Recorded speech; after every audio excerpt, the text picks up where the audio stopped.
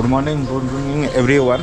তো সকাল থেকে আমরা রেডি হয়ে গেছি। এখন প্রথমে পশুপতিনাথ টেম্পল যাব, একটু তার মাঝখানে একটু বাইকটাও ওয়াশ করে নেবো। বাইকটা তো খুব নোংরা হয়ে রয়েছে। এখন 7:20 বাজে, আমরা এই বেরোচ্ছি। তো প্রথমে আমরা পশুপতিনাথ টেম্পল, তারপর বুড়া নীলকণ্ঠ এবং আমরা ন্যাশনাল মিউজিয়াম এবং দরবার স্কোয়ার এইগুলো মেনলি দেখব। তো চলুন আর লেট না করে আমরা বেরিয়ে পড়ি। কাঠমান্ডুর সাইড সিট করার জন্য আমরা হোটেল থেকে বেরিয়ে এসেছি। এখন আমরা একটা কফি শপে বসেছি, হালকা স্ন্যাক্স বা কেক এই জাতীয় খাবো। এবং এখানে বাইকটাও এই কফি শপের পিছনে বাইক ওয়াশের জায়গা আছে, তো ওখানে বাইক ওয়াশও করতে দিয়ে দিয়েছি। সুন্দর একটা কফি শপ। গতকাল রাত্রে এখানে ওই সমিতদার বন্ধুরা এখানে কফি খাইয়েছে, তো তাই দেখে গেছি এখানে খুব ভালো কফি দিয়েছে, তো তাই আবার খেতে বসে গেলাম। তো তখন বাইকটাও ওয়াশ হয়ে যাবে। আমার ভাইপো এই কুকিজ নিল, আমরা সমিতদার আমি এই কেক নিলাম, এরপর কফি খাবো। হালকা ব্রেকফাস্ট এবং বাইক ওয়াশ করে আমরা বেরিয়ে পড়েছি পশুপতিনাথ টেম্পলের দিকে। তো এখন সকালে নেপালের রাস্তায় তেমন খুব একটা ভিড় নয়, এটা একটা স্টেডিয়ামের মতো। তো কী স্টেডিয়াম আমি নামও জানি না, তবে রাস্তা খুবই পরিষ্কার পরিচ্ছন্ন এবং ক্লিন। যেমন আমাদের সেখানে যেখানে সেখানে নোংরা পড়ে থাকে সেই ধরনের না, একদম পরিষ্কার পরিচ্ছন্ন। তো চলুন পশুপতিনাথ টেম্পলের দিকে। আমরা এখন পশুপতিনাথ টেম্পল পৌঁছে গেছি। এইটা তার মন্দিরে ঢোকার রাস্তা। তো আমরা বাইক পার্কিং করি, তারপর আপনাদের সঙ্গে কথা হচ্ছে। বাইক পার্কিং করে আমরা এখন পশুপতিনাথ টেম্পলের দিকে এগোচ্ছি। তো এটা মেন রাস্তা নয়, এই সাইড দিয়েই রাস্তা আছে। তো এই গ্রিলের সাইড দিয়েই রাস্তা আছে। তো চলুন মন্দিরের দিকে এগোই। এটা একটা প্রাঙ্গণ, এখানে কোনো কিছু অনুষ্ঠান হয়। তো এটা একটা বিশাল প্রাঙ্গণ, আর এই হলো মন্দিরে যাওয়ার রাস্তা। আর রাস্তার দুদিকেই পুজো সামগ্রিকের পুরো সারি সারি দোকান। তো এই দোকানগুলো থেকেই আমরা পুজো সামগ্রিক নিয়ে নিই, তারপর আমরা মন্দিরের দিকে যাব। আমরা পুজোর ডালি নিয়ে নিয়েছি, এখন মন্দিরের দিকে এগোচ্ছি। এই যে সামনে এটা দেখা যাচ্ছে, এটা হলো মন্দিরের সিংহদুয়ার। সিংহদুয়ার পার হওয়ার সঙ্গে সঙ্গে এই ধরনের শিবের মূর্তি দেখতে পেলাম এবং প্রচুর লোক এবং বিশাল বড় প্রাঙ্গণ। তো আমরা চলেছি এই সামনের দিকে। সকালে প্রচুর ভিড়ও আছে এবং প্রচুর বিদেশিও যাচ্ছে দেখছি এই মন্দির দেখার জন্য। জয় শ্রী পশুপতিনাথ। তো এখানে উপরে দেখছি একটা ফুট ব্রিজও আছে। তো মন্দিরটা একটু ভিতরে, তো চলুন হেঁটে হেঁটে এগোই।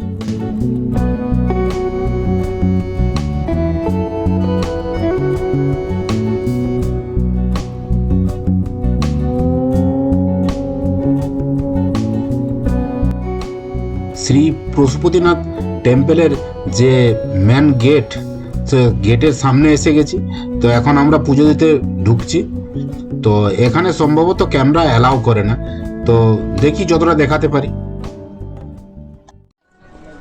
আমরা পুজো টুজো করে চলে আসলাম। এখন ভিতরে তো ফটোগ্রাফি বা ভিডিওগ্রাফি অ্যালাউ নেই, সেই জন্য আর আমরা ভিতরে ভিডিও দেখাতে পারলাম না। এই হলো বাইরের থেকে মন্দিরের ভিউ, এবং ভিতরের অংশটুকু একটু বাইরের থেকে যতটা দেখা যায় আমি দেখানোর চেষ্টা করছি।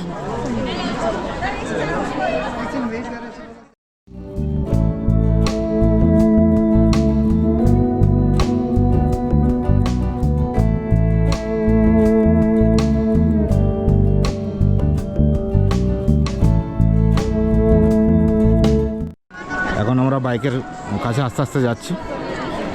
অনেক ফরেনারও আছে।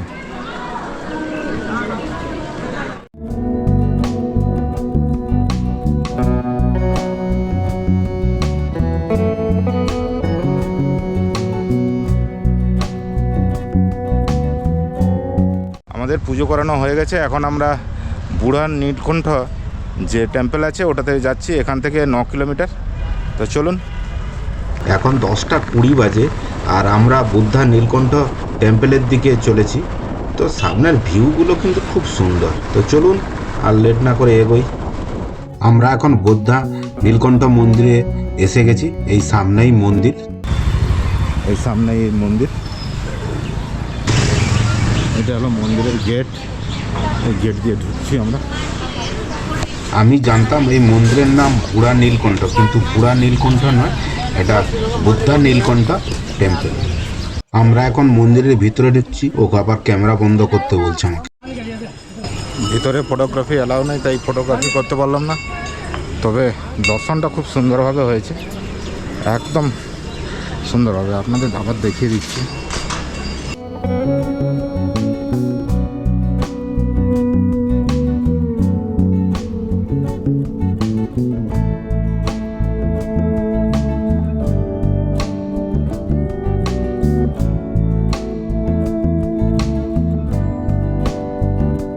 অন্য দিক থেকে বিষ্ণুর যে স্ট্যাচু সেটা দেখানোর চেষ্টা করছি।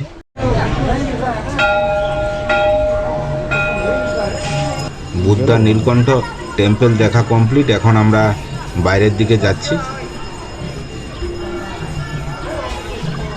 বুদ্ধা নীলকণ্ঠ টেম্পল দেখে আমরা এখন ন্যাশনাল যে মিউজিয়াম আছে নেপালে সেটা দেখতে যাচ্ছি। তো রাস্তার মাঝখানে যদি কোনো জায়গা পাই তাহলে লাঞ্চটা করে নেব। রাস্তার মাঝখানে আমরা একটা হোটেল দেখে লাঞ্চটা কমপ্লিট করে নিলাম, কেননা প্রায় 2:30 বেজে গেছে। কাঠমান্ডু ভ্যালির সুন্দর ভিউ দেখতে দেখতে এখন আমরা ন্যাশনাল মিউজিয়াম নেপালের দিকে চলেছি। আমরা পৌঁছে গেছি এখন নেপালের ন্যাশনাল মিউজিয়ামে। তো মিউজিয়ামটা আগে দেখে নিই। এই হলো মিউজিয়ামের গেট। তো রাস্তাটা পার হই। टिकट का दाम क्या है? का दाम 50 रुपये। 50 रुपये। हाँ, आपका वीडियो का हो गया 150। 150। 250 हो गया। ठीक है। 250। আমরা টিকিট কেটে নিলাম, 150 টাকা নিল ভিডিওগ্রাফি করার জন্য। তো আবার কে কী বলবে সেই জন্য ভিডিওগ্রাফির জন্যই একদম টিকিট নিয়ে নিলাম। There is the museum map. You can see the map. Then ওকে ওকে ওকে। মিউজিয়ামের ম্যাপটা দেখে নিই কোন দিকে কি আছে, তারপর যাব। এটা হলো মিউজিয়ামের ম্যাপ। আমরা এখন প্রথম যে মিউজিয়ামটা দেখব তাতে পুরো আগেকার দিনের যে সকল মূর্তি সেগুলো আছে। তো চলুন, নেপালের ন্যাশনাল মিউজিয়াম এটি নেপালের যে ঐতিহাসিক প্রেক্ষাপটে এটি খুবই গুরুত্বপূর্ণ। তো এটা 1928 খ্রিস্টাব্দে তৎকালীন প্রধানমন্ত্রী চন্দ্র শামসেলি এই মিউজিয়ামটার প্রতিষ্ঠা করেন। এই সংগ্রহাগারে প্রচুর ধরনের যে শিলার উপরে নানা রকম চিত্র সেগুলো সংরক্ষিত করা হয়েছে। এইটা দেখুন, এটা কত পুরনো, প্রচুর পুরনো। এই যে তৎকালীন যে সকল যে স্ট্যাচু ছিল সেগুলোকে সংরক্ষণ করে রাখা হয়েছে। এতে নেপালের ইতিহাসের অনেক পুরনো তথ্য খুঁজে পাওয়া যায়।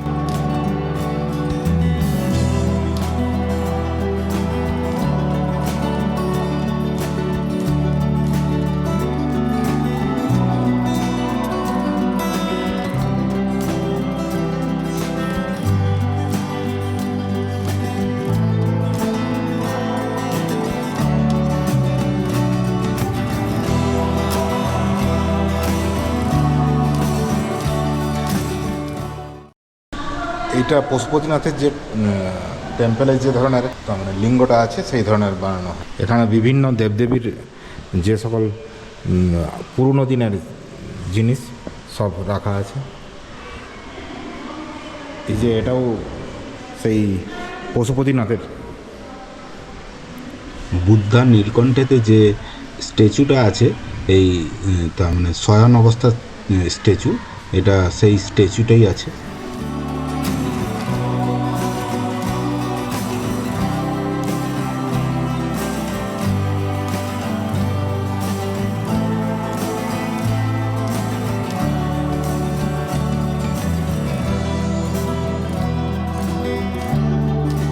এই মিউজিয়ামে 3টে বিল্ডিং আছে।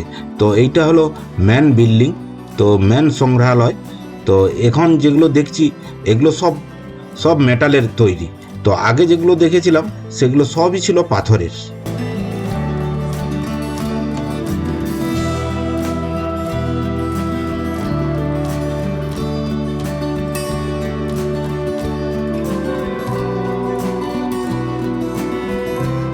এই বিল্ডিংটা বেশ পুরনো এবং উপরের আর্কিটেকচারগুলো বেশ পুরনো। দেখুন কি ধরনের, পুরো ওই আগেকার দিনের মতো সব বিল্ডিং।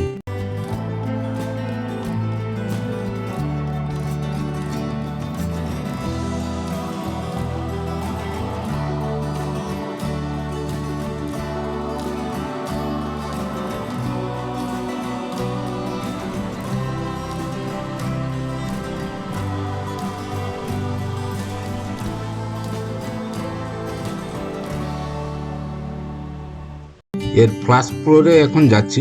তো এটাই সিঁড়ি, এই সিঁড়ি দিয়ে উপরে আমি যাচ্ছি। দেখা যাক উপরে কি আছে, একটু দেখা যাক। এই ম্যান যে সংগ্রহালয়টা ছিল, এটা এটা সেই সময় রাজার বাড়ি ছিল। তো তার ব্যবহারের সব জিনিসপত্র এই সকল রাখা আছে এখানে। এই যে এটা দেখুন, এটা হলো যে যে সকল তরোয়ারের খাপ, এই ধরনের সব জিনিস। তো সুন্দর সুন্দর গুছিয়ে ফুছিয়ে রেখেছে, দারুণ।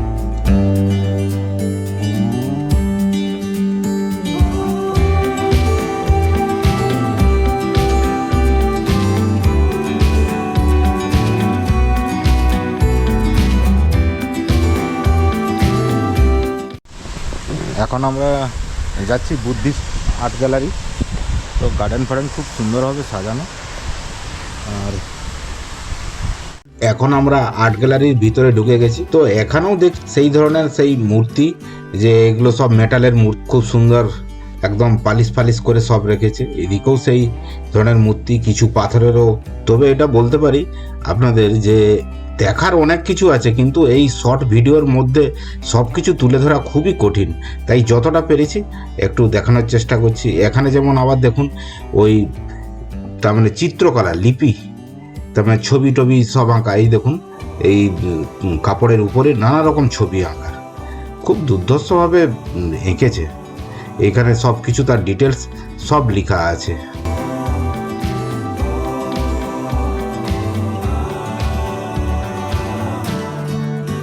এটা দেখতে পাচ্ছেন, এটা রাজার ব্যবহারের সব জিনিসপত্র, সব তামার জিনিসপত্র, এই সব ডমরুও আছে।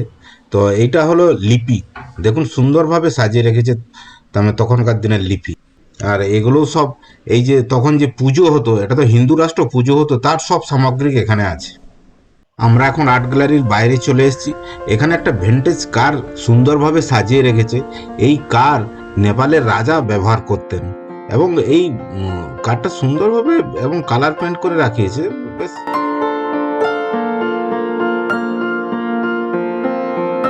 আমরা মিউজিয়ামের মেন বিল্ডিং এবং আর্ট গ্যালারি দেখে কমপ্লিট করেছি। এখন এই সাইডে যে যুদ্ধের যেসব জিনিস রাখা আছে, সেই সব জিনিসগুলো দেখতে যাচ্ছি।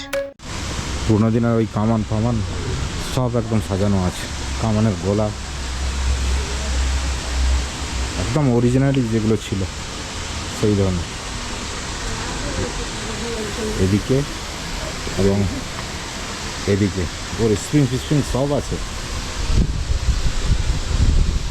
এই মিউজিয়ামের যে 3টি বিল্ডিং আছে, তার মধ্যে এটি হলো 3 নম্বর বিল্ডিং। তো এই বিল্ডিংয়ে সব আর্ম এমিনেশন, তার মানে সব যুদ্ধ, তৎকালীন সময় যে যুদ্ধ ও প্রতিরক্ষার জন্য নেপালের রাজা এই সকল অস্ত্রশস্ত্র ব্যবহার করত।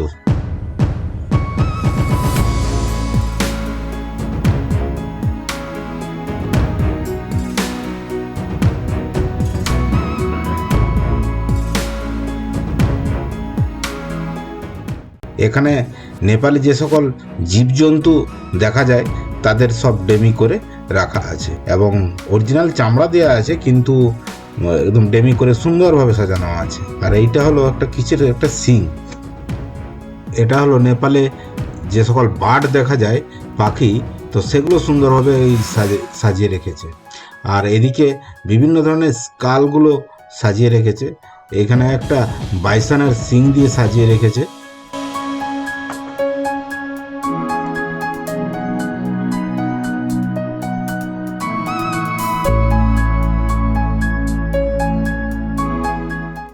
এখন আমরা এসে গেছি মুদ্রা সংগ্রহশালাতে। তো নেপালে আগে যা টাকা ব্যবহার হতো এবং এখনও যা টাকা ব্যবহার হয়, সবগুলোই এখানে সারি সারিভাবে লিখে সাজানো আছে, এবং কতদিন পর্যন্ত চলেছে, এবং বিভিন্ন কয়েন সুন্দরভাবে লেখা আছে। বন্ধ হওয়ার আগেই আমরা ন্যাশনাল মিউজিয়াম দেখা কমপ্লিট করে দিলাম। এখন রাস্তার ওদিকে একটা আর্মিদের একটা মনিস্ট্রি আছে, এবং সেটা যদি খোলা থাকে তাহলে দেখবো। চলুন তাহলে গেটের বাইরে। আমরা এখন নেপালের যে ন্যাশনাল মিউজিয়াম আছে তার বাইরে বেরিয়ে এসেছি, এবং রাস্তার ওদিকেই এই যে দেখাচ্ছি, এই যে রাস্তার ওদিকেই আছে ওই মনিস্ট্রিটা, তবে সম্ভবত বন্ধ হয়ে গেছে। এখানে আর মনিস্ট্রি দেখা আর আমাদের হলো না। আমাদের এই বাইক পার্কিং আছে, আমরা এখন যাব কাঠমান্ডু দরবার স্কোয়ার। কি করা যায়, একদিনে আর সব কিছু দেখা সম্ভব নয়। আমরা এখন গুগল ম্যাপ থেকে কাঠমান্ডুর দরবার স্কোয়ারের দিকে চলেছি। তো খুব ছোট রাস্তা, তবে গাড়ির সংখ্যা কম। তো এই যে দেখুন, এখানে টাউনের ভিতরেও বিভিন্ন ধরনের মন্দির। এখন 4:20 বাজে, আমরা দরবার স্কোয়ারের কাছাকাছি এসে গেছি। এই যে দেখুন, এখানেও একটা মন্দির আছে। এখন এসে গেছি আমরা দরবার স্কোয়ারে। তো এখন দরবার স্কোয়ারের দিকে যাচ্ছি। এই সামনে সব বিল্ডিংগুলো দেখা যাচ্ছে পুরোনো দিনের। তো যাই দরবার স্কোয়ারের দিকে।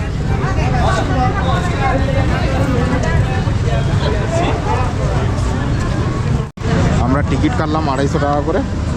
এই টিকিট কাউন্টার থেকে পুরো টোটাল দরবার স্কোয়ার ঘোরা যাবে। এই দরবার স্কোয়ার হলো কাঠমান্ডুর একদম টাউনের ভিতরেই অবস্থিত। তো আমরা এখন প্রথম যে প্যালেসটা আছে সেটা দেখতে যাচ্ছি। এই রয়্যাল প্যালেসগুলো আগে এখানেই রাজা থাকতেন। তো চলুন আমরা এখন ভিতরের দিকে যাই। তো টিকিট দেখিয়ে আমরা ভিতরের দিকে যাই, তারপরে আপনাদের বলছি সব কিছু এই প্যালেস সম্পর্কে। এখন আমরা দরবার স্কোয়ারের যে প্যালেস আছে ওর ভিতরেই এসে গেছি। তো এ তো অপূর্ব সুন্দর, এর আর্কিটেকচারগুলো দেখুন। এখানে সবগুলোই, এগুলো সব কাঠের তৈরি সব। তো এই সকল স্ট্রাকচার খুব সুন্দর। পুরনো দিনে যে সকল কারিগর বানিয়েছে তাদের অসংখ্য ধন্যবাদ। এই সময় যে এত আধুনিক যন্ত্রপাতি না থাকা সত্ত্বেও এইভাবে বানিয়েছে। দেখুন কি ধরনের দেখাচ্ছে।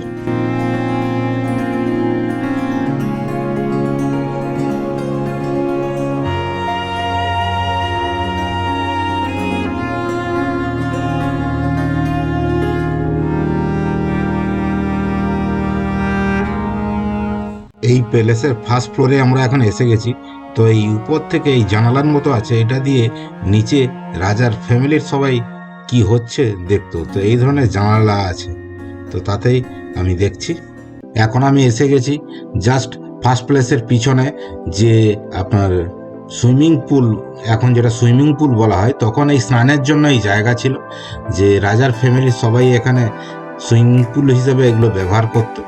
তো এখানে একটা গ্রাউন্ডও করে রেখেছে। তো এখানে দেখছি ম্যাক্সিমাম ফরেনার, ম্যাক্সিমাম সাদা চামড়ার মানুষ। তো সুন্দর এই প্যালেসগুলো, অপূর্ব লাগছে। এখন আমরা ফার্স্ট প্যালেস দেখে বাইরে বেরিয়ে এসেছি। তো বাইরের মন্দিরগুলো দেখুন, মন্দিরের যে আর্কিটেকচার, ও দুর্ধর্ষ, না চোখে দেখলে এগুলো বিশ্বাস করা যাবে না, কি সুন্দর। এখানে একটা মন্দিরও আছে, এদিকে একটা বিশাল মন্দির, এবং প্রচুর লোক এখানে বসে আছে। তবে এটা কাঠমান্ডুর মোস্ট ইম্পর্টেন্ট ভিজিটিং প্লেসের মধ্যে এক অন্যতম জায়গা। এই দরবার স্কোয়ার সম্পর্কে আপনাদের একটা কথা বলে দিই, ওয়ার্ল্ড ইউনেস্কো হেরিটেজ সাইট হিসেবে এই দরবার স্কোয়ার বিবেচিত হয়েছে। তো সুন্দর প্লেস, এখানে প্রচুর টাইম লাগবে ঘোরার জন্য। তো আমাদের হাতে এত টাইম নেই, তবুও প্রায় সবখানেই কভার করার চেষ্টা করছি। দেখুন এ সাইডের যে মন্দিরগুলো খুব সুন্দর, দারুণ দারুণ।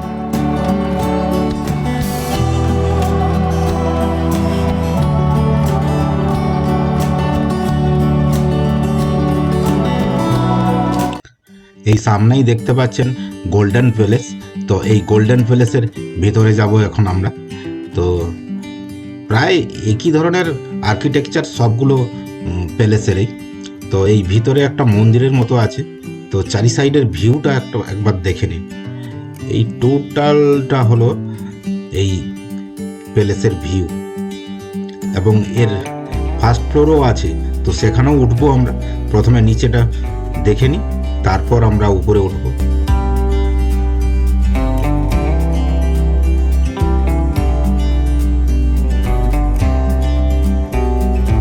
এই প্যালেসের পেছনের দিকে আমরা এসে গেছি। এইটা হলো এই প্যালেসের ব্যালকনি।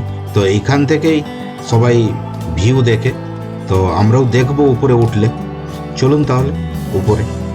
এই সকল জিনিসপত্রগুলো দেখা যাচ্ছে, এগুলো হলো তখন রাজা এগুলো ব্যবহার করতেন। তো সেগুলো সুন্দরভাবে এগুলো সংরক্ষণ করা আছে। তো সুন্দর, এবং বাড়িগুলো খুবই সুন্দর, ওয়েল মেনটেন করা আছে। আমরা এখন ফার্স্ট ফ্লোরে উঠছি। তো এখানে যে সাইড দিয়ে এই যে এই দিকটা দেখুন কত দূরে, তো সবগুলো ঘোরা খুবই চাপ। আর এই বারান্দা দেখুন, এই ধরনের বাঁকা কাঠের তার মানে কালাম করে এগুলো সব রেডি করা। এই অন্য ধরনের স্ট্রাকচার, না দেখলে তার মানে অনুভব করা যাবে না। সুন্দর, দারুণ লাগছে।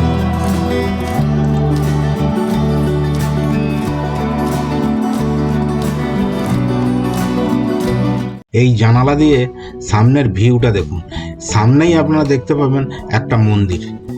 তো এই মন্দির দেখার জন্য এই রাজপ্রাসাদ থেকে তো এই ধরনের জানালা ছিল, তো খুব সুন্দর। এগুলো দেখুন, এই জানালা দিয়েই সুন্দরভাবে ওই মন্দির দেখার জন্য এই সব ব্যবস্থাপনা ছিল তখন। আমরা আরও এক ফ্লোর উপরে উঠে এসেছি। তো এখানে হলো আর্ট গ্যালারি। এই পুরনো দিনের যে প্রাসাদের চিত্র সেগুলো সবই এখানে ধরে ধরে সাজানো আছে। এদিকে দেখুন এইভাবে, তো টোটালটা, এবং খুব শান্ত পরিবেশ এবং খুব সুন্দর লাগবে এখানটায় আসলে। কিছু কাঠের স্ট্যাচু বানানো আছে যেগুলো দেওয়ালে হ্যাঙ্গিং অবস্থায় আছে, খুব সুন্দর, দারুণ লাগছে। এবং কাঠের সিঁড়ি তখন যেভাবে ব্যবহার হতো, এক অপূর্ব ব্যাপার। আর এই বেলকনি দিয়ে সামনের ভিউ, ওহ, আর এই ঝাড়বাতি দেখলেই মন খুশ হয়ে যাবে, এমন ব্যাপার যে এই পুরনো দিনের ব্যাপার। এই সামনের ভিউটা দেখুন কি সুন্দর। এই দরজার স্ট্রাকচারগুলো সবগুলোই পুরো এইগুলো সবই কাঠের। টোটাল দেখুন, এগুলো সব স্ট্রাকচারগুলো সবই কাঠের, এগুলো সবই কাঠের। এই যে আপনার যে কলামগুলোর মতন করা আছে, এগুলো সবই কাঠের তৈরি, টোটাল কাঠের।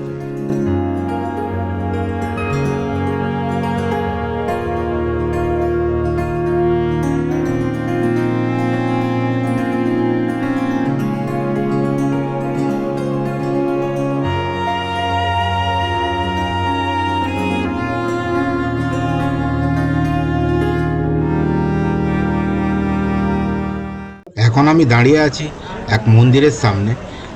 2015 সালে এপ্রিল মাসে যে আর্থকুয়েক হয়েছিল তাতে এটা এফেক্টেড হয়েছিল, তাই এটা বন্ধ আছে। আর আপনাদের বলে রাখি, এদিকেও যে বিল্ডিং তার মানে রাজপ্রাসাদ, সেটাও মেরামতির কাজ চলছে। তবে আশা করি খুব তাড়াতাড়ি তার আগের রূপ ফিরিয়ে পাবে এবং সুন্দর লাগবে তখন। এখানের মন্দিরগুলোই যে কাঠের কাজ, যে নকশা, সে তাকিয়ে থাকার মতো ব্যাপার। দেখুন এই মন্দিরটার এই যে কাঠের নকশাগুলো কি সুন্দর লাগছে, একদম অসম্ভব সুন্দর। আমরা এখন এসে গেছি দরবারের পশ্চিম প্রান্তে যে মন্দির আছে, সব থেকে বড় মন্দির এবং খুব সুন্দর। যদিও এখন প্রায় সন্ধে হতে যায়, তো সেই জন্য মন্দিরের দরজা বন্ধ আছে, তবুও বাইরে থেকে দেখে যে অনুভূতি, যে ভক্তি, সে না দেখলে বোঝা যাবে না। তো এখানে ম্যাক্সিমাম তো বিদেশিরাই দেখতে আসছেন। বিদেশি বলতে আমিও বিদেশি, কিন্তু সাদা চামড়ার যে বিদেশিরা এখানে প্রচুর পরিমাণে। এই দেখো এদিকে, তো এখানে ভিউটা অসম্ভব সুন্দর, অসম্ভব সুন্দর। কাঠমান্ডুর দরবার স্কয়ার দেখা আমাদের কমপ্লিট। এখন প্রায় 5:20 বাজে, তবে 7টা পর্যন্ত এটা খোলা থাকে। তো আমরা এখন বাইকের কাছে যাচ্ছি। তো আপনাদের একটা কথা বলে রাখি যে হাতে 2 থেকে 3 ঘন্টা সময় নিয়ে আসুন, এখানে একটু বসুন, খুব ভালো লাগবে, দারুণ লাগবে। আমরা এখন হোটেলের দিকে চলেছি। তো আমাদের যে নেপাল যে ট্যুর ছিল তা কমপ্লিট করলাম, এখন কলকাতা রিটার্ন যাওয়ার পালা। তো আমরা হোটেলে যাই, তারপর থামেলে যাব। আগের এপিসোডে আপনাদের থামেলের যা কিছু ছিল তা দেখানোর চেষ্টা করেছি, তো আজকে বিশেষ থামেলে দেখাবো না। এখন চলুন হোটেলে গিয়ে ফ্রেশ হয়ে একটু থামেলের দিকে যাই। আমরা ডিনার সেই থামেলেই করব। এখন রাত্রে 8:20 বাজে। আমরা হোটেলে গিয়ে ফ্রেশ হয়ে আবার থামেলে এসে গেছি। তো এখন এই থামেলটা একটু ঘুরছি। এই থামেলটা হলো নেপালের খুব প্রসিদ্ধ জায়গা। তো এই থামেলের নাইট লাইফটা একটু এনজয় করছি, একটু ঘোরাফেরা করি, তারপর ডিনার করব, তারপর বেরোবো। তাহলে এখানেই আমার ব্লগ শেষ করছি। বাই।